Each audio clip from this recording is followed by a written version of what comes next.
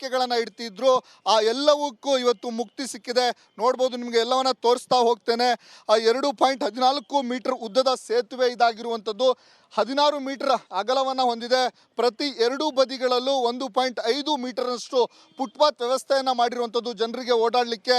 ನೋಡ್ಬೋದು, ಇಷ್ಟೊಂದು ಅದ್ಭುತವಾಗಿ ಅತ್ಯಾಧುನಿಕ ತಂತ್ರಜ್ಞಾನವನ್ನು ಬಳಸಿ ಕಟ್ಟಿರುವಂಥ ಸೇತುವೆ ಇವತ್ತು ಲೋಕಾರ್ಪಣೆಗೊಂಡಿದೆ.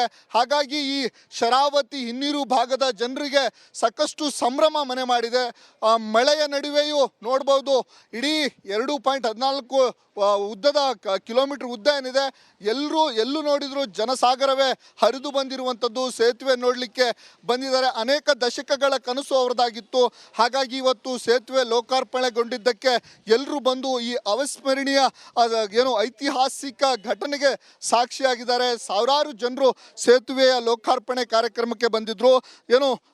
ಕೇಂದ್ರ ಸಚಿವರಾಗಿರುವಂಥ ನಿತಿನ್ ಗಡ್ಕರಿ ಅವರ ಜೊತೆಗೆ ಕೇಂದ್ರ ಸಚಿವರಾಗಿರುವಂಥ ಪ್ರಹ್ಲಾದ್ ಜೋಶಿ ಅವರು, ಬಿಜೆಪಿ ರಾಜ್ಯಾಧ್ಯಕ್ಷ BY ವಿಜಯೇಂದ್ರ ಸೇರಿದಂತೆ ಸಂಸದ ರಾಘವೇಂದ್ರ, ಹಿರಿಯ ಕಾಂಗ್ರೆಸ್ ಮುಖಂಡರಾಗಿದ್ದಂಥ ಕಾಗೋಡು ತಿಮ್ಮಪ್ಪನವರು ಸಹ ಈ ಕಾರ್ಯಕ್ರಮದಲ್ಲಿ ಭಾಗಿಯಾಗಿದ್ರು. ಗ್ರಾಮ ಪಂಚಾಯತ್ ವ್ಯಾಪ್ತಿಯ ಸುಮಾರಷ್ಟು ಸಾವಿರಾರು ಜನರ ಕನಸು, ಬೇಡಿಕೆ ಏನಿತ್ತು ಅವೆಲ್ಲವೂ ಇವತ್ತು ಈಡೇರಿದೆ.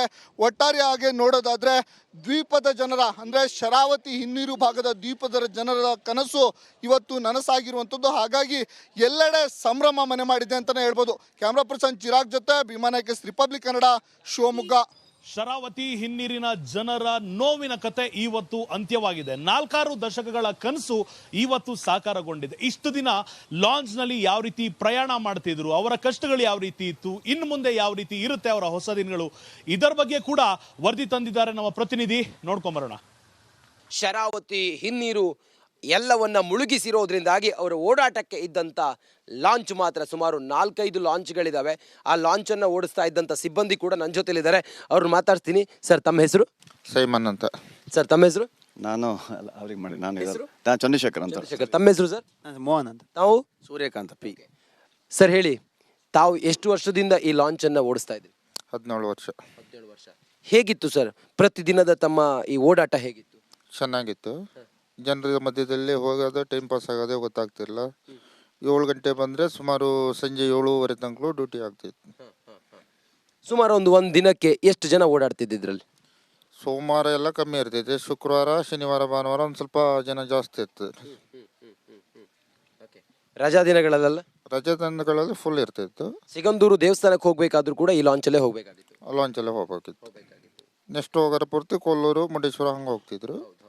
ಇಲ್ಲಿ ಕೇವಲ ಜನ ಮಾತ್ರನಾ ಅಥವಾ ವೆಹಿಕಲ್ಗಳು ಇದರಲ್ಲಿ ಮೂವ್ ಆಗ್ತಾ ಇತ್ತ? ವೆಹಿಕಲ್ಸು ಮತ್ತು ಜನ. ಟಿಕೆಟ್ ಎಷ್ಟು ದರ ನಿಗದಿ ಇತ್ತು ಸರ್? ಟೂರಿಸ್ಟಿಗೆ 10 ರೂಪಾಯಿ ದರ, ವೆಹಿಕಲ್ಸಿಗೆ 50 ರೂಪಾಯಿ. ಕ್ಯಾಮ್ರಾ ಪರ್ಸನ್ ಶಿವು ಜೊತೆಗೆ ನಾನು ರಂಜಿತ್ ಶಿರಿಯಾರ್, ರಿಪಬ್ಲಿಕ್ ಕನ್ನಡ, ಶಿವಮೊಗ್ಗ. ಬಹುಭಾಷಾ ನಟಿ ಬಿ ಸರೋಜಾದೇವಿರವರ ನಿಧನದ ಸುದ್ದಿಯನ್ನ ಕೇಳಿ ಅವರ ಹುಟ್ಟೂರು ಚನ್ನಪಟ್ಟಣದ ದಶಾವರದಲ್ಲಿ ನೀರವ ಮೌನ ಆವರಿಸಿದೆ. ಅವರ ತಾಯಿ ರುದ್ರಮ್ಮರವರ ಸಮಾಧಿಯ ಪಕ್ಕದಲ್ಲೇ ಇವರ ಅಂತ್ಯಕ್ರಿಯೆಗೆ ಸಿದ್ಧತೆ ನಡೆಸಿಕೊಳ್ಳಲಾಗ್ತಾ ಇದೆ.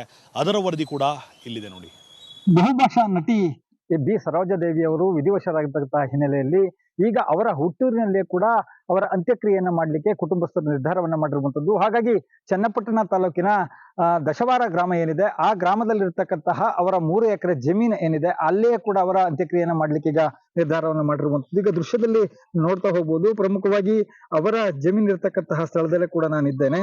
ಅವರ ತಾಯಿಯವರ ಸಮಾಧಿ ಕೂಡ ಇದೇ ಜಾಗದಲ್ಲಿ ಇರ್ತಕ್ಕಂತಹ ಹಿನ್ನೆಲೆಯಲ್ಲಿ ಅವರ ತಾಯಿ ಸಮಾಧಿಯ ಪಕ್ಕದಲ್ಲೇ ಕೂಡ ಅವರ ಒಂದು ಅಂತ್ಯಕ್ರಿಯೆಯನ್ನ ಮಾಡಬೇಕು ಅಂತ ಅನ್ನುವಂತಹ ಹಿನ್ನೆಲೆಯಲ್ಲಿ ಈಗ ಅವರ ಕುಟುಂಬಸ್ಥರು ನಿರ್ಧಾರವನ್ನ ಮಾಡಿದ್ದಾರೆ. ಹಾಗಾಗಿ ಈಗ ಸ್ಥಳಕ್ಕೆ ಚನ್ನಪಟ್ಟಣ ಪೊಲೀಸರು ಕೂಡ ಭೇಟಿಯನ್ನ ನೀಡಿ ನಾಳೆ ಅಂತ್ಯಕ್ರಿಯೆಯನ್ನ ನಡೀತಕ್ಕಂತಹ ಹಿನ್ನೆಲೆಯಲ್ಲಿ ಪ್ರಮುಖವಾಗಿ ಇಲ್ಲಿನ ಬಂದೋಬಸ್ತ್ ವ್ಯವಸ್ಥೆಯನ್ನ ಮಾಡ್ಕೋಬೇಕು ಅಂತ ಹೇಳಿ ಎಲ್ಲಾ ರೀತಿಯಾದಂತಹ ವ್ಯವಸ್ಥೆಯನ್ನ ಮಾಡ್ಕೊಡ್ಲಿಕ್ಕೆ ಬೇಕಾದಂತಹ ಸಿದ್ಧತೆಯನ್ನ ಈಗಾಗಲೇ ಕೂಡ ಮಾಡ್ಕೊಳ್ತಾ ಇರುವಂತದ್ದು. ಪ್ರಮುಖವಾಗಿ ಈಗ ಅವರ ತೋಟವನ್ನ ಕೂಡ ನಾನು ತೋರಿಸ್ತಾ ಹೋಗ್ತೇನೆ. ಯಾಕಂದ್ರೆ ಈ ಒಂದು ತೋಟದಲ್ಲಿ ಬಂದಂತಹ ಸಂದರ್ಭದಲ್ಲಿ ಸಾಕಷ್ಟು ಸಂದರ್ಭಗಳಲ್ಲಿ ಇವರು ತೋಟಕ್ಕೂ ಕೂಡ ಬಂದು ಹೋಗ್ತಿದ್ರು ಅಂತನ್ನುವಂತಹ ಮಾತುಗಳನ್ನ ಇಲ್ಲಿನ ಸ್ಥಳೀಯರು ಹೇಳ್ತಾ ಇರುವಂತದ್ದು.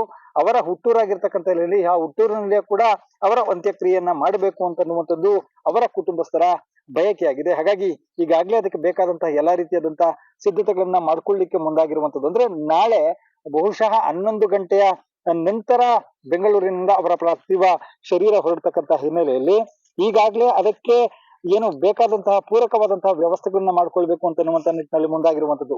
ಒಟ್ಟಾರೆಯಾಗಿ ಈಗ ಬಿ ಸರೋಜಾದೇವಿಯವರ ಅಂತ್ಯಕ್ರಿಯೆಯನ್ನ ಮಾಡ್ಲಿಕ್ಕೆ ಅವರ ಹುಟ್ಟೂರಿನಲ್ಲೇ ಮಾಡುವಂತದ್ದು ಅಂತನ್ನುವಂಥದ್ದು ಫೈನಲ್ ಆಗಿರ್ತಕ್ಕಂಥ ಹಿನ್ನೆಲೆಯಲ್ಲಿ ಯಾವ ಸ್ಥಳದಲ್ಲಿ ಮಾಡ್ತಾರೆ, ಅದಕ್ಕೆ ಬೇಕಾದಂತ ಸಿದ್ಧತೆಗಳು ಏನು ಅಂತನ್ನುವಂತ ವಿಚಾರದಲ್ಲಿ ಈಗ ಕುಟುಂಬಸ್ಥರು ಕೂಡ ಒಂದು ಸಮಾಲೋಚನೆಯಲ್ಲೂ ಕೂಡ ತೊಡಗಿರುವಂತದ್ದು. ಮಹದೇವಸ್ವಾಮಿ ಕುರುಣಗಲ್, ರಿಪಬ್ಲಿಕ್ ಕನ್ನಡ, ರಾಮನಗರ. ಒಂದಲ್ಲ ಎರಡಲ್ಲ, ಬರೋಬ್ಬರಿ 6 ದಶಕಗಳ ಕಾಲ ಸಿನಿಮಾ ರಂಗಕ್ಕೆ ಅಪಾರ ಕೊಡುಗೆಯನ್ನ ಬಿ ಸರೋಜಾದೇವಿರವರು ಕೊಟ್ಟಿದ್ರು ಕೂಡ ಒಂದಿಷ್ಟು ಹಮ್ಮು ಬಿಮ್ಮು ಇರಲಿಲ್ಲ. ಇಂತಹ ವ್ಯಕ್ತಿಯನ್ನ ಕಳೆದುಕೊಂಡ ನಾವು ಇವತ್ತು ಬೇಸರದಲ್ಲಿ ಮುಳುಗಿದ್ದೇವೆ ಅಂತ ಹಿರಿಯ ನಟ ಜೈ ಜಗದೀಶ್ ರಿಪಬ್ಲಿಕ್ ಟೀಮ್ ಜೊತೆ ಮಾತನಾಡಿದ್ದಾರೆ. ಅದನ್ನು ಕೂಡ ನೋಡ್ಕೊಂಡ್ ಬರೋಣ. ಕನ್ನಡ ಚಿತ್ರರಂಗಕ್ಕೆ ತುಂಬಾ ಆಧಾರ ಸ್ತಂಭವಾಗಿದ್ರು ಸರ್. ಆಧಾರ ಸ್ತಂಭವಾಗಿದ್ರು. ಆ ಥರ ಹೇಳಿದ್ನಲ್ಲ, ಅವರು ತಾನು ನಟಿಯಾಗಿದ್ದೆ, ತಾನು ಸೂಪರ್ ಸ್ಟಾರ್ ಆಗಿದ್ದೆ ಅನ್ನೋ ಅಹಂಕಾರ ಇಲ್ಲದೆ ಎಲ್ಲರ ಜೊತೆ ಬೆರೀತಾ ಇದ್ರು ಚೆನ್ನಾಗಿ, ಅಷ್ಟೇ ಹೇಳ್ಬೋದು ಸರ್. ನಿಮ್ಮದು ಮತ್ತು ಸರೋಜಿನಿ ದೇವಿ ಒಡನಾಟ ಆಗಿತ್ತು ಸರ್, ಯಾವ ರೀತಿ ಇತ್ತು? ನಿಮ್ಮ ಫಿಲಿಮ್ ಏನು ಮಾಡಿದ್ರಿ ಇಬ್ಬರು ಅಂತ ಯಾವಾಗ? ನನಗೆ ಅವರು ಜಗದೀಶ್ ಅನ್ನೋಕ್ಕಿಂತ ಹೆಚ್ಚಾಗಿ ಗೌಡ ಗೌಡ ಅಂತ ಕರೆಯೋರು, ಅಷ್ಟೇ ಖುಷಿ. ಏನು ಹೇಳ್ತಾರಂತೆ ಇವತ್ತು ನಮ್ಮೊಂದಿಗಿಲ್ಲ, ತುಂಬ ಲಾಸ್ ಕನ್ನಡ ಚಿತ್ರರಂಗಕ್ಕೆ. ತುಂಬ ಲಾಸ್ ಏನು, ಯಾಕೆಂದರೆ ಅವರು ಇರಬೇಕಿತ್ತು. ಅವರು ಇನ್ನೊಂದು 10 ವರ್ಷ ಬದುಕ್ತಾರೆ ಅಂತ ನಾವು ಅಂದ್ಕೊಂಡಿದ್ದು. ಏನೋ ದೇವ್ರ ಇಚ್ಛೆ ಬಿಡಿ, ನಾವೇನು ಹೇಳೋಕ್ಕಾಗಲ್ಲ. But she was a fantastic artist, super star ಅಂತಲೇ ಹೇಳ್ಬೋದು. ಎಸ್ ಸರ್, ಇದಿಷ್ಟು ಹಿರಿಯ ನಟ ಜೈ ಜಗದೀಶ್ ಅವರ ಮಾತಾಗಿತ್ತು. ಕ್ಯಾಮ್ರಾ ಪರ್ಸನ್ ಮಂಜುನಾಥ್ ಜೊತೆ ವೀರೇಶ್, ರಿಪಬ್ಲಿಕ್ ಕನ್ನಡ, ಬೆಂಗಳೂರು. ನಾನಾ ಭಾಷೆಗಳು, ಲೆಕ್ಕವಿರದಷ್ಟು ಸಿನಿಮಾಗಳು, ಸಿನಿಮಾ ರಂಗಕ್ಕೆ ಅವರ ಕೊಡುಗೆ ಅಪಾರವಾಗಿದ್ರು. ಹಮ್ಮು ಬಿಮ್ಮು ಇರಲಿಲ್ಲ, ಡೌನ್ ಟು ಅರ್ತ್ ಆಗಿದ್ರು. ಇವರಿಂದ ನಾವು ಕಲ್ತಿದ್ದು ತುಂಬಾ ವಿಚಾರಗಳಿದೆ ಅಂತ ಸಿಹಿ ಕಹಿ ಚಂದ್ರು ಹಾಗೂ ಸಿಹಿ ಕಹಿ ಗೀತಾ ಮಾತನಾಡಿದ್ದಾರೆ. ರಿಪಬ್ಲಿಕ್ ಟಿವಿ ಜೊತೆ ಏನ್ ಮಾತನಾಡಿದ್ದಾರೆ ನೋಡ್ಕೊಂಡ್ ಬರೋಣ. ಎಸ್, ನಮ್ಮ ಜೊತೆ ಈಗ ಸಿಹಿ ಕಹಿ ಚಂದ್ರು ಅವರ ಫ್ಯಾಮಿಲಿ ಇದ್ರೆ ಮಾತಾಡಿಸ್ತೀನಿ. ಸರ್, ಹಿರಿಯ ನಟಿ, ಸಾಕಷ್ಟು ಕನ್ನಡಕ್ಕೆ ಕೊಡುಗೆ ನೀಡಿದ್ದಾರೆ ಮತ್ತು ಬೇರೆ ಭಾಷೆಯಲ್ಲಿ ನಟನೆಯಲ್ಲಿ ಜೈ ಎನಿಸಿದರು. ಇವತ್ತು ನಮ್ಮೊಂದಿಗಿಲ್ಲ ಸರ್, ಏನು ಹೇಳ್ತಾರೆ ಅಂತ? ಇಡೀ ಭಾರತ ಚಿತ್ರರಂಗ ಅನಾಥವಾಗಿದೆ, ತಾಯಿನ ಕಳ್ಕೊಂಡಿದೆ ಅಂತ ಹೇಳಕ್ಕೆ ಇಷ್ಟಪಡ್ತೀನಿ. ಅವರು ಆತ್ಮೀಯತೆಯ, ಮಮತೆಯ ಪ್ರತಿರೂಪ. ಯಾವುದೇ ಕಲಾವಿದರು ಬಂದರೂ ಅವ್ರನ್ನ ಭಾಳ ಪ್ರೀತಿಯಿಂದ, ಆತ್ಮೀಯತೆಯಿಂದ ಮಾತಾಡಿಸಿ ಅವ್ರಿಗೆ ಆತಿಥ್ಯ ನೀಡಿ ತುಂಬು ಮನಸ್ಸಿಂದ ಹರಿಸ್ತಿದ್ದಂಥ ವ್ಯಕ್ತಿ. ಇವತ್ತು ಅವರು ನಮ್ಮನ್ನು ಬಿಟ್ಟು ಹೋಗಿದ್ದಾರೆ ಅಂದಮೇಲೆ ಇಡೀ ಚಿತ್ರರಂಗ ಅನಾಥವಾಗಿದೆ ಅಂತ ಹೇಳಕ್ಕೆ ಇಷ್ಟಪಡ್ತೀನಿ. ಪ್ರತಿ ಬಾರಿ ನಟ ನಟಿಯರಿಗೆ ತಿದ್ದಿ ಹೇಳಿದವರು, ನಟನೆ ಹೇಳ್ಕೊಟ್ಟವರು. ಒಂದು ಕಡೆ ಉಪೇಂದ್ರ ಹೇಳ್ತಾರೆ, ನಾನು ಈ ಒಂದು ಸ್ಥಾನಕ್ಕೆ ಅವರೇ ಕಾರಣ, ತುಂಬ ತಿದ್ದಿದ್ದಾರೆ ಅಂತ. ಇವತ್ತು ನಮ್ಮೊಂದಿಗಿಲ್ಲ ಸರ್, ಯಾಕಂದರೆ 6 ದಶಕಗಳ ಕಾಲ ಕನ್ನಡ, ತೆಲುಗು, ಹಿಂದಿ, ಮತ್ತೊಂದು ಕಡೆ ತಮಿಳು, ಮಲಯಾಳಮಲ್ಲಿ ನಟನೆ ಮಾಡಿದ್ದಾಳೆ. ಹೌದು, ಅವರ ಮಾರ್ಗದರ್ಶನ ಎಲ್ಲರಿಗೂ ನೀಡ್ತಾ ಇದ್ರು. ಎಲ್ಲ ಕಲಾವಿದರಿಗೂ ಯಾವ ರೀತಿ ಇರಬೇಕು, ಯಾವ ರೀತಿ ನಾವು ಕೆಲಸ ಮಾಡಬೇಕು, ಯಾವ ಥರ ನಡ್ಕೋಬೇಕು, ಯಾವ ಥರ ಸಂಪಾದನೆ ಮಾಡಿದ ದುಡ್ಡನ್ನ ಉಳಿಸ್ಬೇಕು ಅಂತ ಕೂಡ ಹೇಳ್ಕೊಡ್ತಾ ಇದ್ರು. ಏನು ಹೇಳ್ತೀರಿ? ನಮ್ಮೊಂದಿಗಿಲ್ಲ ಅಮ್ಮ.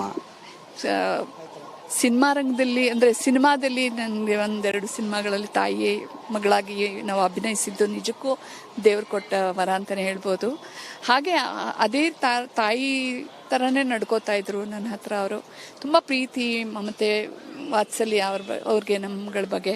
ನಮ್ಮಿಬ್ಬರು ಕಂಡ್ರಂತೂ ತುಂಬ ಖುಷಿ ಪಡೋರು, ತುಂಬ ಸಂತೋಷದಿಂದ ಮಾತಾಡ್ಸೋರು, ಮನೆಗೆಲ್ಲ ಇನ್ವೈಟ್ ಮಾಡಿ ಅಡುಗೆ ಮಾಡಿ ಎಲ್ಲ ಬಡಿಸೋರು. ಆ್ಯಂಡ್ ಮಕ್ಕಳ ಬಗ್ಗೆ ಎಲ್ಲ ವಿಚಾರಿಸ್ಕೊಳ್ಳೋರು. ಹಾಗೆ ಒಂಥರ ಈಗ ಅವ್ರನ್ನ ಈ ಸ್ಥಿತಿಲಿ ನೋಡಿದ್ರೆ ತುಂಬ ಒಂಥರನೂ. ಕೊನೆ ಬಾರಿ ಭೇಟಿಯಾಗಿದ್ದು ನೆನಪಿದೆ ಅಂದರು, ಒಂದು ಸುಮಾರು ತಿಂಗಳ ಹಿಂದೆ ಫೋನಲ್ಲಿ ಮಾತಾಡಿದ್ದಷ್ಟೇ. ಎಲ್ಲ ಕಾರ್ಯಕ್ರಮ ಬರೋರು, ಡ್ಯಾನ್ಸ್ ಮಾಡೋರು, ಸಾಂಗ್ ಆಡೋರು, ಅದು ನಾವು ಸಹ ವಿಡಿಯೋ ನೋಡಿದ್ದೀವಿ. ಹೌದು, ಏನೋ ಗೊತ್ತಿಲ್ಲ, ಒಟ್ಟಿನಲ್ಲಿ ಸುಮಾರು ಭೇಟಿ ಅಂತೂ ಆಗ್ತಾನೆ ಇರ್ತಾ ಇದ್ವಿ. ಮಾತಾಡೋದು ಸಿಕ್ಕಿದಾಗೆಲ್ಲ ಒಂಥರ ಭಾಳ ನಮ್ಮ ಸಿಹಿ ಕಹಿ ದಿನಗಳಿಂದಲೂ ಕೂಡ ಅವರು ನಮಗೆ ಕಾಲ್ ಮಾಡಿ ಮನೆಗೆಲ್ಲ ಕರೆದು ಆ ಕಾಲದಿಂದನೂ ಮನೆಗೆ ಬಂದಿದ್ದೀವಿ, ಮಾತಾಡಿದ್ದೀವಿ. ಸೊ ಹೀಗೆ ಯಾವ್ದು ತುಂಬ ಲಾಸ್ ಮೇಡಮ್, ಕನ್ನಡ ಚಿತ್ರರಂಗಕ್ಕಲ್ಲ, ಇಡೀ ಭಾರತ ಚಿತ್ರರಂಗ ಅಲ್ಲ, ಇಡೀ ಜಗತ್ತಿನ ಚಿತ್ರರಂಗಕ್ಕೆ ದೊಡ್ಡ ಲಾಸ್ ಅಂತಲೇ ಹೇಳ್ಬೋದು. ಆ ಸಮಯಗಳಲ್ಲಿ ಅಷ್ಟೊಂದು ಭಾಷೆಗಳಲ್ಲಿ ಅಭಿನಯಿಸಿದ್ದಾರೆ. ದೊಡ್ಡ ಮಟ್ಟದ ಹೆಸರಿದ್ರೂ ಕೂಡ ಅಷ್ಟೇ ಮಗುವಿನ ಹಾಗೆ ಜೀವನ ಮಾಡಿದ್ದಾರೆ, ಅಷ್ಟೇ ಪ್ರೀತಿಯಿಂದ ಎಲ್ಲರನ್ನೂ ಕಂಡಿದ್ದಾರೆ, ಮಾರ್ಗದರ್ಶನ ನೀಡಿದ್ದಾರೆ. ಆ ತಾಯಿಗೆ ಒಂದು ದೊಡ್ಡ ನಮನನ ಸಲ್ಲಿಸ್ತೀನಿ. Thank you. ಎಸ್, ಇದಿಷ್ಟು ಸಿ ಕೈ ಚಂದ್ರ ಅವರ ಪತ್ನಿ ಮಾತಾಗಿತ್ತು. ಕ್ಯಾಮ್ರಾ ಪರ್ಸನ್ ಮಂಜುನಾಥ್ ಜೊತೆ ವೀರೇಶ್, ರಿಪಬ್ಲಿಕ್ ಕನ್ನಡ, ಬೆಂಗಳೂರು.